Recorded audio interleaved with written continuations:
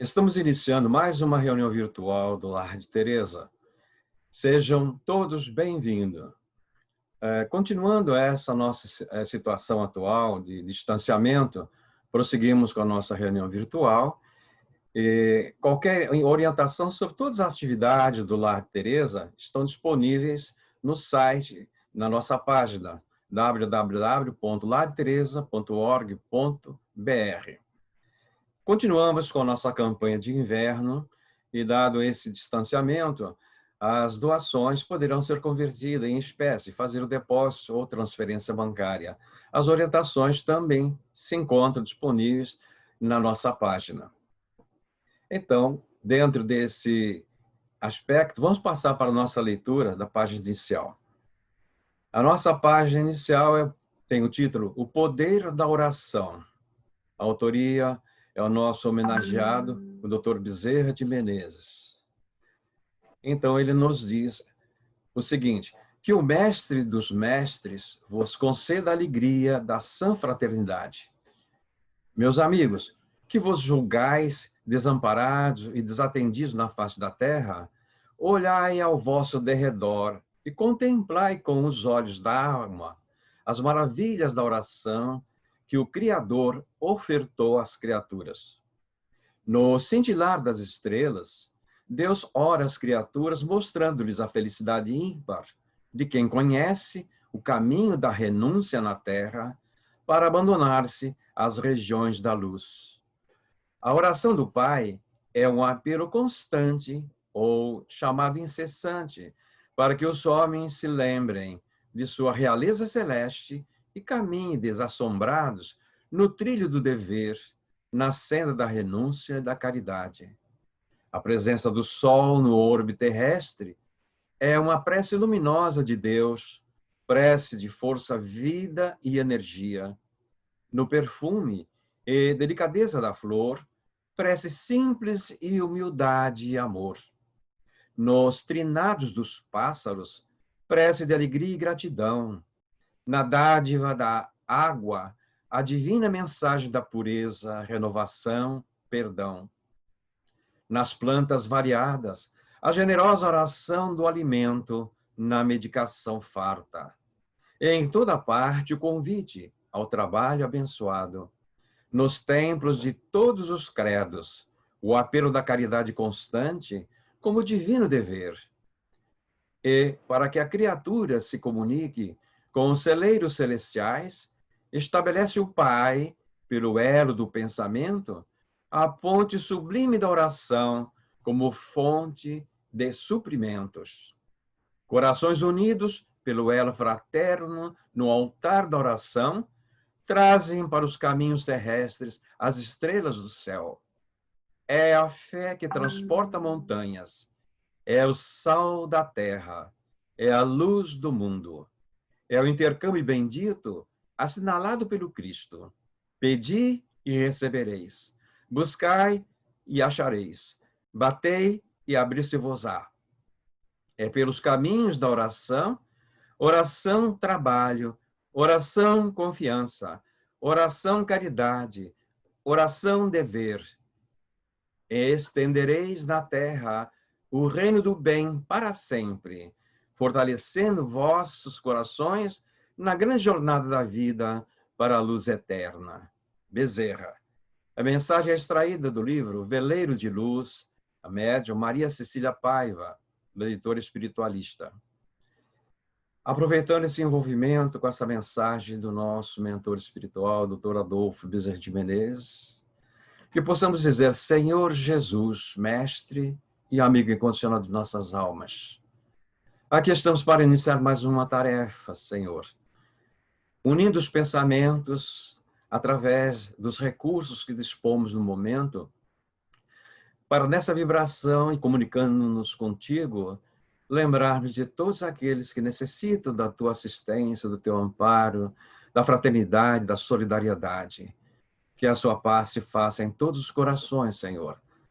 Aos integrantes do Lar Teresa e todos os outros que estão assistindo a nossa reunião especial por esta plataforma, todos esses que estão nos seguindo, que em teu nome, com a tua permissão, que possamos iniciar a nossa reunião virtual.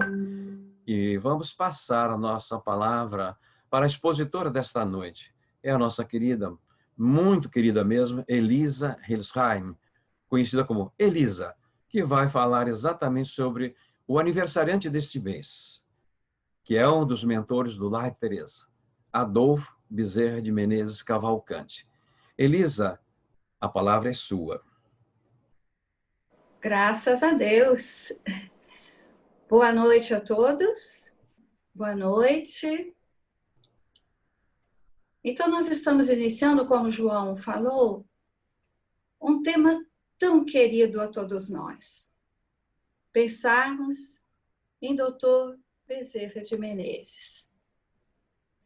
E, quem sabe, tantas pessoas que leram ou que ouviram que hoje o tema seria esse, devem ter pensado assim: vamos ouvir de novo a biografia de Dr. Bezerra? Onde nasceu, quando nasceu, os estudos que fez, estudos no Rio de Janeiro, a sua trajetória como médico, como político, como presidente da FEB. Sim, é necessário que a gente analise um pouco os passos de um espírito que veio reencarnar no Brasil numa vida missionária. E para o nosso tempo atual, é indispensável que a gente percorra esses passos e perceba o que trouxe esse espírito valioso para todos nós. Com a doutrina espírita, nós já aprendemos que temos tantas existências e que trazemos para existências atuais aquilo que nós já fizemos em outras, errando ou acertando, e trazendo talvez a nossa bagagem intelectual, quando assim pudermos, mas sobretudo uma bagagem espiritual, trazida no espírito imortal, para o novo corpo que reencarna. Assim, aconteceu com um menino que reencarnou no Brasil, no estado do Ceará. E naquele tempo, chamava-se os lugares de freguesia. Então, o menino nasceu na freguesia do Riacho do Sangue, 29 de agosto de 1831. E na pia batismal da Igreja Católica, ele recebeu, sim, o nome de Adolfo. Quando nós reencarnamos, também sabemos que nós podemos trazer e expressar aquilo que já aprendemos, mas muitas vezes esquecemos, porque nascemos num outro círculo familiar, nascemos em outro país, com idiomas diferentes, com uma cultura diferente.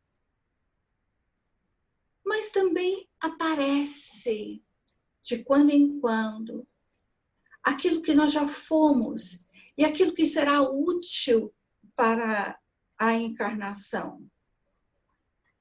Então, este menino Adolfo começou os estudos possíveis no interior do Brasil do século XIX.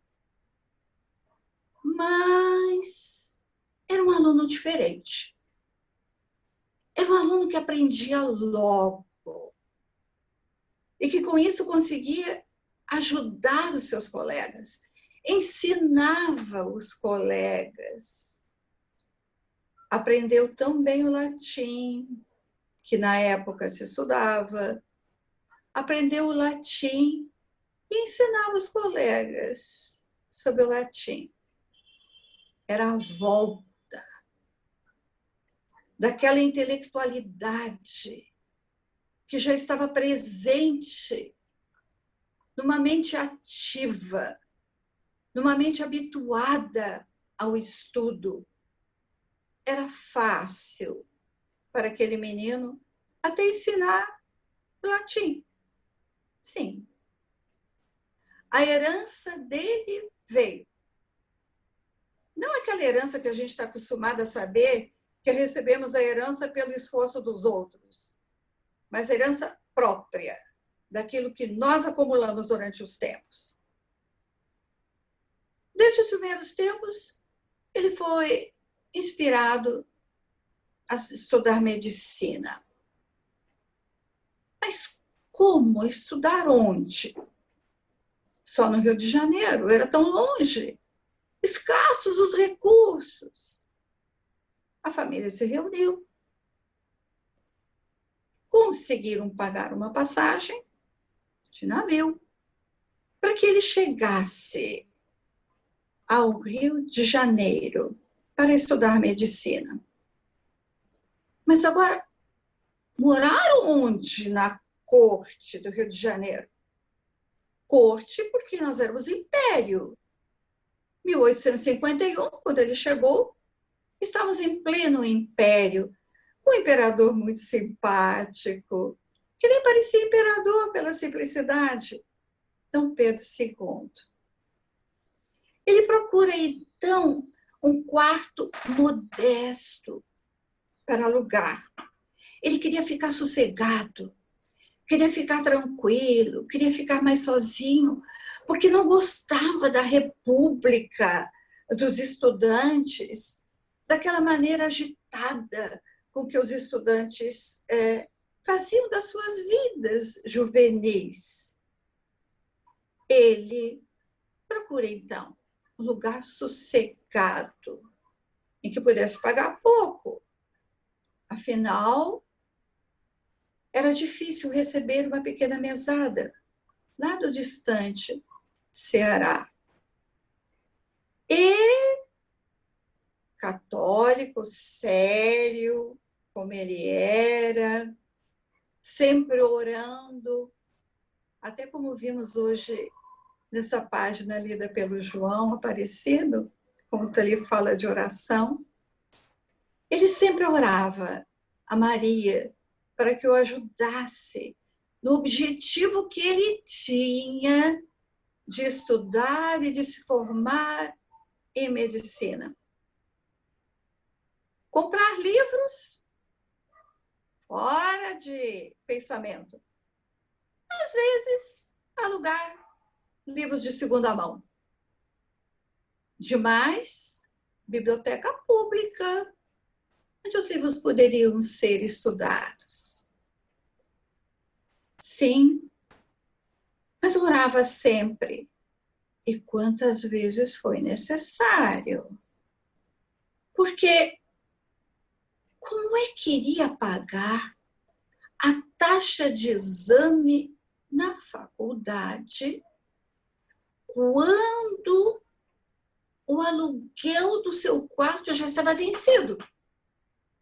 E o senhorio, era assim que chamava o dono dos quartos naquele tempo, o senhorio já conhecia a lábia dos estudantes, que costumavam gastar em outras coisas que não fossem dos compromissos. E ele se sentia constrangido. O moço de 20 anos se sentia constrangido em não poder pagar os seus compromissos. Como fazer? Pagar as taxas? Pagar o quarto? Aí aparecia um estudante de matemática que queria aulas com ele. Ah, mas logo aula de matemática é o que eu menos conheço. Mas aquele estudante chegava e dizia, olha, eu quero pagar adiantado, porque eu não sei se eu não vou esbanjar a minha mesada. Muito bem. Fazemos assim, combinar o dia. E nunca mais aquele estudante de matemática apareceu. Tinha, sim, o seu percurso, o formar-se em medicina. E por isso, o auxílio do alto viria sempre, mesmo com alunos que nunca mais apareceriam. Formara-se, conseguir a formação em medicina com 25 anos. Era um médico, sim. Difícil clinicar, difícil o consultório, mas ele não queria ser aquele médico que marcava a hora no consultório, que trazia só para uma sala a vida daquele que o consultava. Então, começou a clinicar para aqueles que percorriam as ruas da amargura, do exílio da sociedade, para que encontrasse nele alguém que ajudasse. Ele ajudava. Tornou-se, então, o médico dos pobres, e assim conhecido. Mas, muito mais do que médico dos pobres, ele também ajudava ou comprava os medicamentos daqueles que não tinham como pagar. Consulta, medicamento. E quando os bolsos estavam vazios, como fazer, como ajudar? Aí então, o anel de formatura se transformava em medicamento. E quando não havia mais moedas, nem anel, nada a ser dado, era o abraço. Era o abraço no doente, com oração a Maria Santíssima, para que ajudasse aquele homem ou aquela mulher, aquela mãe a se curar. E a recomendação sempre presente. Vá à sua família, ponha água à mesa, ore com a família, abrace a todos. E então, com oração e o remédio transmitido pela água, os doentes continuavam a consultar aquele médico diferente. Casara-se ele. Teve 2 filhos.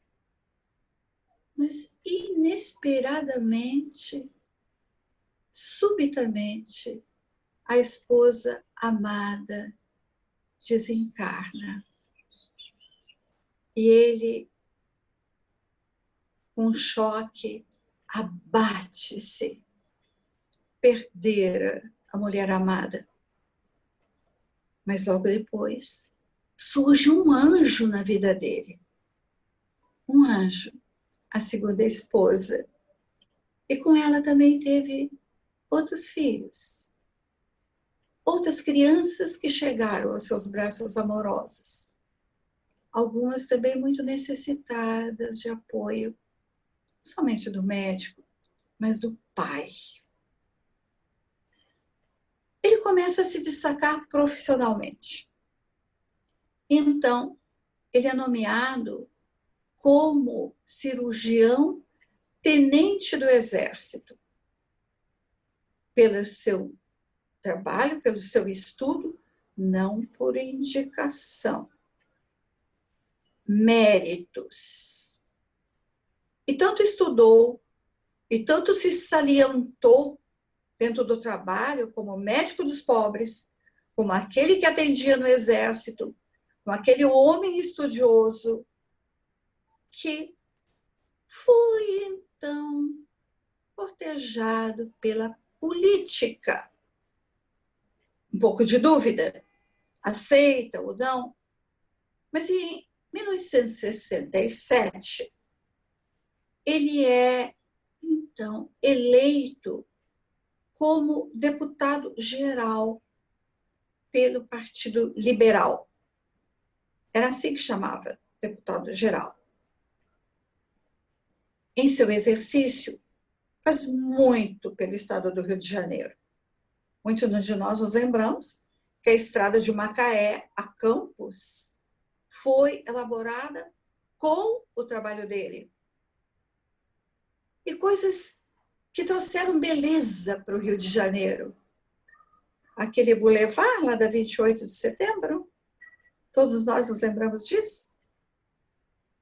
Também falava intensamente da necessidade de cuidar do meio ambiente e da relação que ele via, extrema relação com a saúde pública. Imaginemos um tempo em que esses cuidados eram tão e tão escassos. Mas fala também, além da saúde, é um grande defensor da abolição da escravatura. E fala nas sessões de que era impossível que o Brasil conservasse a nódoa, conservasse a mancha da escravatura nesse solo acolhedor. E dizia, com tristeza, ao falar, que aqueles homens livres na África eram trazidos em navios e que antes de embarcar, os sacerdotes apresentavam a cruz do Cristo para que eles chegassem bem na terra onde seriam vendidos e chegassem bem para lucro daqueles que comerciavam os homens livres. Tanto empenho como em tantos outros homens naquele tempo falaram sobre a abolição da escravatura, mas não foi ouvido. Os interesses dos fazendeiros da época, das fazendas de café, de outros interesses materiais. Esses fazendeiros não ouviram a palavra daquele político que assim falava, e um político também que, combatido como era pelas suas ideias, porque combatia os desmandos, combatia os escândalos, combatia a corrupção daquele tempo. E aquele homem que assim falava aos homens da pátria, das nódoas, das manchas que havia na vida política brasileira, aquele homem foi deixado de lado e durante um tempo não mais foi eleito. Então, começou outra fase na vida desse médico. Foi o médico, o político. Agora entrou uma outra fase. O homem espírita. Nós já ouvimos muitas vezes que ele recebeu de um amigo o Livro dos Espíritos. Quando tomava o bonde, que levava por 1 hora até que chegasse à sua residência. Mas aquele católico ia ler o Livro dos Espíritos. Mas o que custa ler enquanto eu estou no bonde? E ao ler, pensou, mas eu conheço esses conceitos. Eu posso reler esses conceitos. Onde ele ouvira falar daquele Jesus, do modo com que os espíritos superiores falaram Allan Kardec na França. Não falavam de um Cristo crucificado, de um Cristo que não ouvia. Mas nesse tempo, é um tempo bastante difícil para o espiritismo no Brasil. Um tempo de muitas divergências. Afinal, aqueles que estudavam separaram-se. Nós conhecemos dois nomes apenas: os grupos dos místicos e os grupos dos científicos. A FEB já tinha se estruturado em 1884, mas as divergências eram muito grandes. Com a desencarnação repentina de Allan Kardec na França, também as lideranças divergiram. E também na França houve muita divisão. E divisão que com o tempo se refletiu. Então, aqui no Brasil. Mas afinal se perguntavam na pequenez, né, dos nossos pensamentos, o que é o espiritismo? É ciência? É religião? O que é? É filosofia? E os grupos se dividiam. Então, dentro desta desunião, convidaram Dr. Bezerra para que ele dirigisse a FEB, a Federação Espírita Brasileira. Ele já pertencia ao grupo. Sim, já pertencia. Porque numa noite memorável, em 86, reuniu ele muitos e muitos conhecidos para dizer que se tornara espírita, que adotaram o espiritismo. Escândalo na época, porque ele conhecido não só como médico, como político, mas também como escritor, como jornalista, que tinha até um pseudônimo de Max. E cada vez mais aquele homem era como que deixado de lado. Porque, imaginem, se colocou como espírita, mas ele é convidado para dirigir a FEB pelo espírito conciliador, pelo objetivo de unir aqueles que se desuniam, místicos, os científicos, esquecidos de que todos seriam espíritas cristãos. Ele começa a dirigir a FEB em 1889, em março de 1889. Será que essa data diz alguma coisa para a gente? Claro, não é? Proclamação da República, em 15 de novembro de 1889. Aí começa outro problema. Não se podia aglomerar. E as reuniões espíritas, então, ficaram restritas. Mais um grande problema para a Federação Espírita Brasileira daquele tempo. Mas o Dr. Bezerra, calmamente, sob a bandeira de Ismael, Deus, Cristo e caridade, procurava agregar os espíritas do Brasil. Não sozinho. Apareceram outros espíritos iluminados, encarregados também dessa tarefa de trazer para o Brasil a codificação espírita. Alguns nomes talvez a gente pense assim, já ouvi, já li esses nomes. Bittencourt Sampaio, Olímpio Teles de Menezes, Antônio Menezes Saião, Francisco de Menezes Dias da Cruz, que hoje até é nome de rua. E eles ali estavam. confiando em que a doutrina de Kardec se instalaria no Brasil. E aquele médico dos pobres continuava sendo um médico pobre.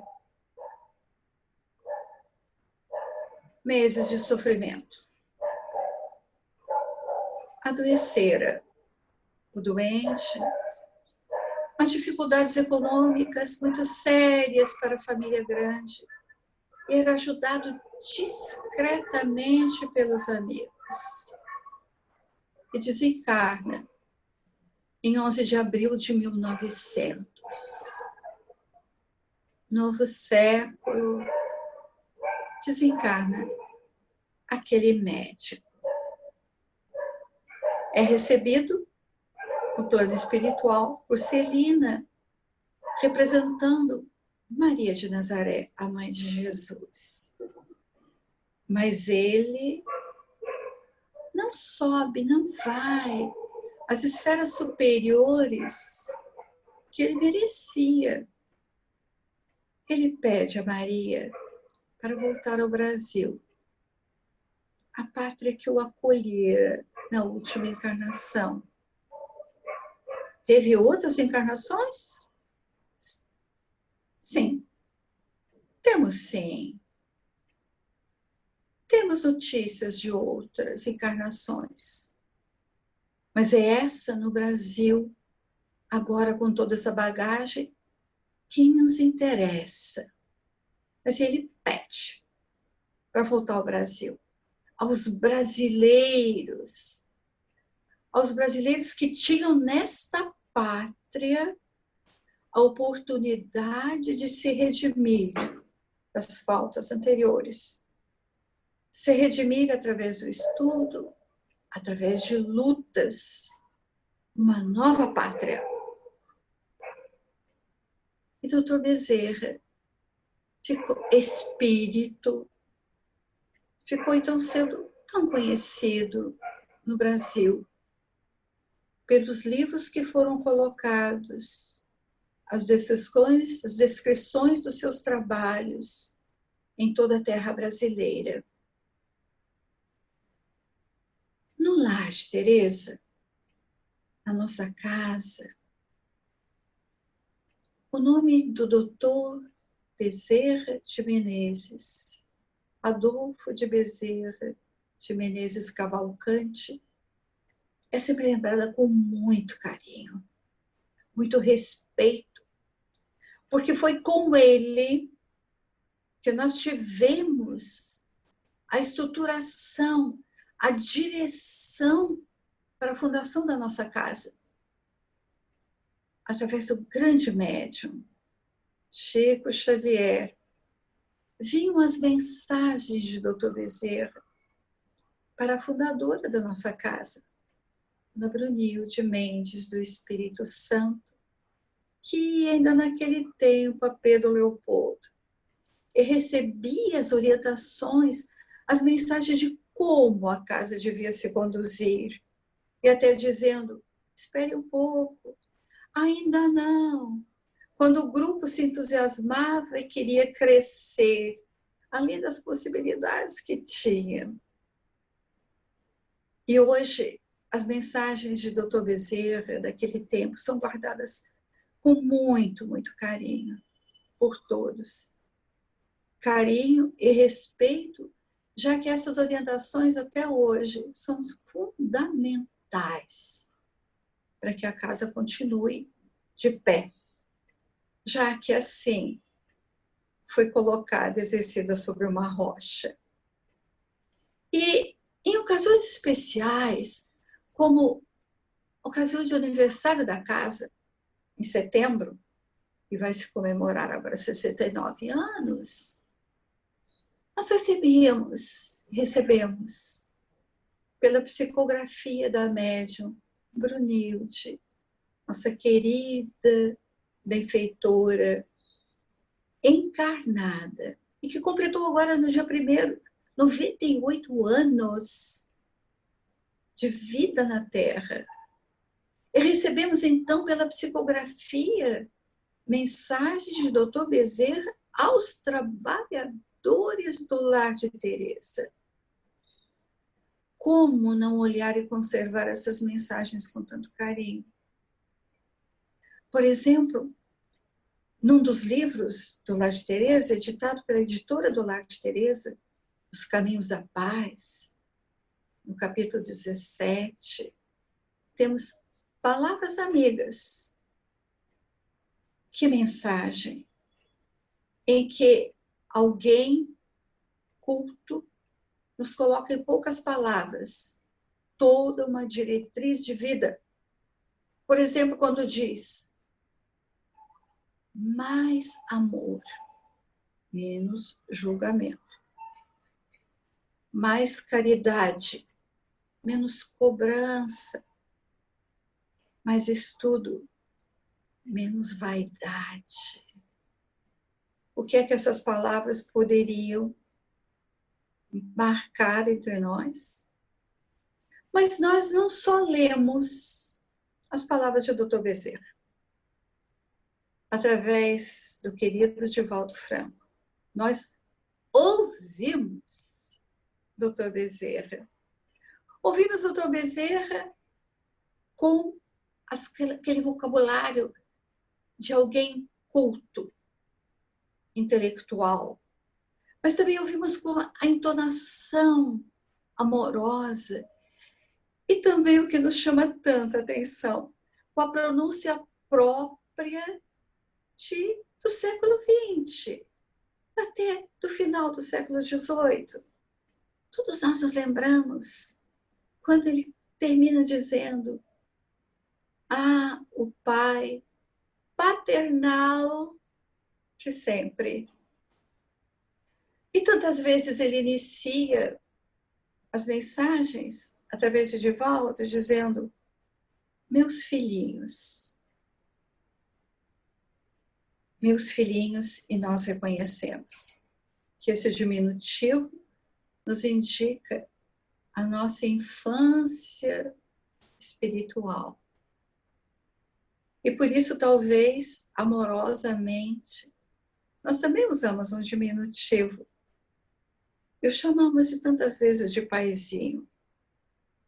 E chamamos de paizinho porque a ele nós recorremos nos momentos de maior aflição. Quem de nós já não recorreu a Dr. Bezerra e toda a sua equipe em momentos de grande aflição? Até porque nos momentos de grande aflição é que nós temos as nossas orações mais sinceras, que saem do íntimo de todos nós. E nos momentos de grande aflição, nós nos lembramos desse amigo paternal, do Pai, que sempre se diz que estará junto de nós. É a Ele, agradecidos pelos momentos que todos nós já vivemos, os momentos de aflição em que nos sentimos reconfortados, com a vibração com que Ele nos envolve e com a vibração que os espíritos que o ajudam, essa vibração que envolve a nós todos. É assim que nós agradecemos, pensando no dia em que Ele retornou à Terra encarnado, mas que retorna ainda em todos os dias, como espírito iluminado que é. E nós só podemos dizer que Jesus e Maria Santíssima continue abençoando e auxiliando esse espírito de bem, este homem de bem, que se dedica a nós, brasileiros, que tentamos seguir também o caminho do bem. Graças a Deus, meus irmãos, e graças a Deus que recebemos entre nós, no Brasil, esse espírito iluminado. Que assim seja. Graças a Deus, dizemos nós também, e com esta prece, praticamente, Elisa fez no encerramento da exposição, achamos dispensável até fazer uma nova prece. Mas lembramos que esse mês de agosto, como ela bem colocou, tivemos o início do mês, o aniversário da dona Brunilde, completando seus 98 anos no dia 1º de agosto. E encerrando o mês de agosto, no dia 29, lembramos o nascimento, essa última encarnação de Dr. Adolfo Bezerra de Menezes. Então, é um mês realmente para nós muito significativo. E não poderíamos deixar realmente de abrir esse espaço para, num preito de gratidão, como demonstramos a nossa querida Brunilde Mendes Espírito Santo, também ao nosso querido protetor espiritual, o nosso paizinho, como disse Elisa, também a nossa gratidão.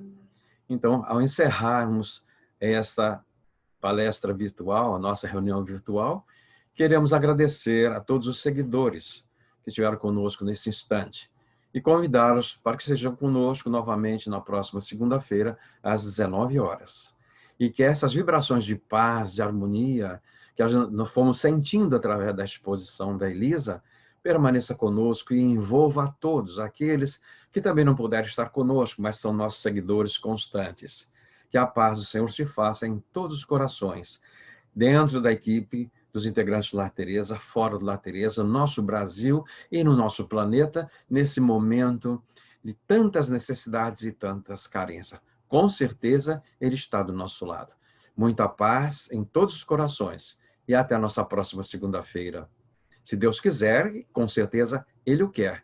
Depende de nós. Muita paz.